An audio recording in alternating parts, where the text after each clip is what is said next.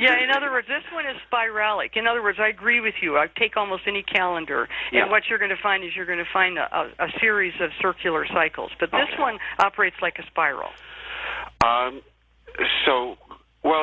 It was my conjecture that if the calendar, and the Mayan calendar inclusive, but maybe I'm wrong, ends, that may be an indication of a change in those mechanics, in the celestial mechanics, and the end of one way of measuring time. Right, and I've actually also written about that.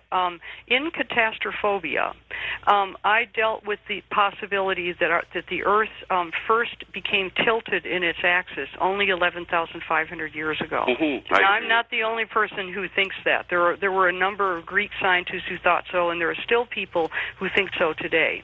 And so I actually think it's possible that what's going to happen is some of these orbital anomalies, like, for example, Uranus is tilted 90 degrees on its axis, which I also think happened 11,500 years ago.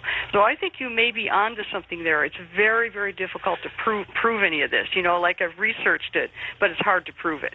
May I take a moment to relate a meditation a vision I had that relates to this specifically? It was in a meditation, and I was on this Grecian-style patio, and seeing this classic robed old guy, and in front of him was a globe looked like carved out of granite in a granite kind of rib work, sitting there spinning on an axis tilt like our Earth does now. And then he said, kind of communicated to me, watch this, and the Earth kind of wobbled like as if a gyroscope had been bumped. And then after some wobbly motions, righted itself to now be spinning vertically, not with a tilt. And it was communicated to me in your lifetime. That's very interesting because in 11,500. Now I wrote Catastrophobia with an Oxford geologist and a science historian, and they believe that when the fragments of the Vela supernova came into our solar system, that Earth was so strongly affected that it actually became an icosahedron. And if you look at the plate tectonics of our planet, that the plates, the fault lines, actually do look like an icosahedron. And so we seem to have, now this is very, very far out stuff, but we seem to have been made into a form that basically represents a platonic solid. And then it's certainly possible to me that we would then reach a point where we would stop tilting. I actually think that's what's going on, but boy, I can't prove that one. Thank you. And if it's the aberration is that we are on a tilt, it may not take all that much energy to push us right. Yeah, and then, of course, needless to say, there would be a lot of shifting around on this planet as something like this occurs. Are we going through another shift right now, Barbara, to the point where, the magnetic poles are slowly moving? What happens when we make this full tilt? Yeah, that's another piece of this, which is the magnetic field dropping to such an extent. And I don't really think anybody knows what would happen to us if we did go through basically a polar shift. But the Pleiadians gave some interesting information about that. And what the Pleiadians said was they said that if you look out the window someday and suddenly you see things going sideways, they said shut the blinds and don't look and just sit and meditate. In other words, they seem to be conveying the idea that this was going to be a consciousness shift, and that if we were too focused on what happens at the geophysical level, that we might miss what's going on. Okay, next up, let's go to our West of the Rockies line. You're on Coast to Coast with us. Hello there. Hello? Hi, go ahead. Oh, yes. This is Shirley from California. Sure. And I'm familiar with Barbara's work. I have a few of her books.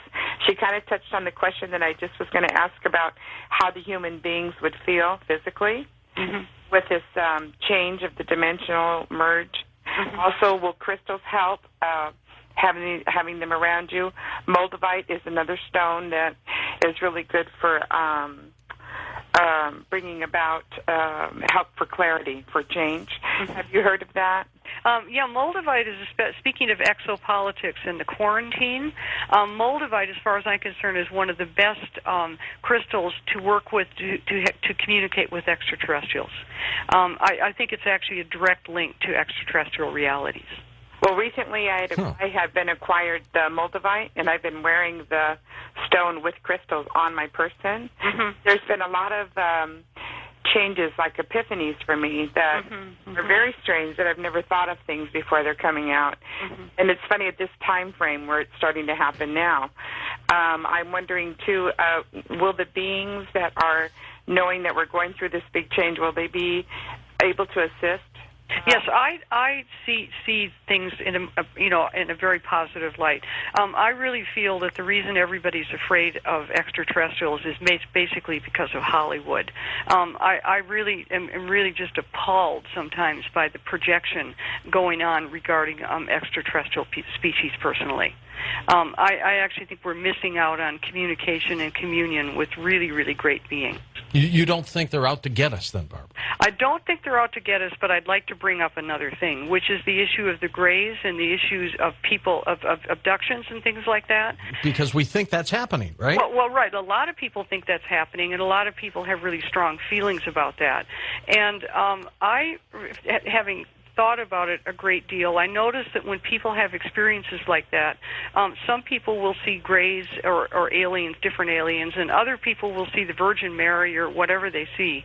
And I think what people see and experience has something to do with how much they process their own fear. When people have these kinds of experiences, which I basically have all the time, but I'm not a person with a great deal of fear. And so what happens for people when they have alien abduction experiences is they usually go through a very difficult but very important personal transformation. A lot of people really change and evolve as a result of experiences like that. All right, stay with us, Barbara. You keep calling. Barbara will keep talking. We'll keep her for another hour after this half hour ends. I'm George Norrie. We'll be back in a moment with your phone calls. And Barbara Hand Clow on Coast to Coast AM. Okay, remember our program note. We will have live programs for you on Christmas Eve and on Christmas night. Live programs. We're going to be here for you. We'll be back in a moment. We'll take your phone calls. We're going to keep Barbara another hour as well on Coast to Coast AM. Barbara Hand Clow, our guest. Barbara, with time acceleration doesn't mean we're getting older quicker, does it? No. Good. It just means that the way that we're changing and the way that we're evolving is going faster. And certainly, it'd be pretty hard to argue against that if you look at things over the last 250 years for sure, and especially since 1999. Back to the phones we go. Wildcard line, you're on the air with us. Hello there. Hello? Yeah, go ahead, please. Hi, this is Pramil from Fresno. Hi, George. Good morning. Good morning, Barbara. Good morning. I was just wondering, Barbara, if you're familiar with Ian Lungold, who is a very close student of Dr. Kaliman. Yeah, the appendix in my book is Ian Lungold's Mayan calendar system. In other words, yes. I didn't meet him. He died about 3 years ago, and I didn't meet him. I actually had to work with his partner in order to bring it through. But it's one of the appendixes in the Mayan Code. And tell us about him. Well, he was just a wonderful Mayan researcher, and his way of helping people understand how to use the calendar themselves. In other words, day by day signs is just excellent. So I just used it just because it was one of the best ones. How do we know the calendar's not off by 50 years or 100 years? Well, the daykeepers in Guatemala and in remote areas of Mexico have been keeping the calendar day by day since 500 BC. And so, in other words, in the modern world, they are still keeping the calendar day by day, and they've been doing it for 2,500 years. All right, back to the phones we go. Let's go to our first-time caller line. Thank you for calling Coast to Coast. Hi there. Yeah, how you doing? Good, thank you. I would like to ask if George Bush continued his term till under state of emergency for another 4 years, so 2012, if Hillary Clinton could get elected, if that would be the turning point. What I did in the Mayan Code was I cataloged the issue of America as empire, which has basically been what George Bush has been doing since 2000. And what the Mayan calendar shows is a gradual loss of power on the part of America as empire. And so I cataloged that year by year. Now, how that works out in presidential politics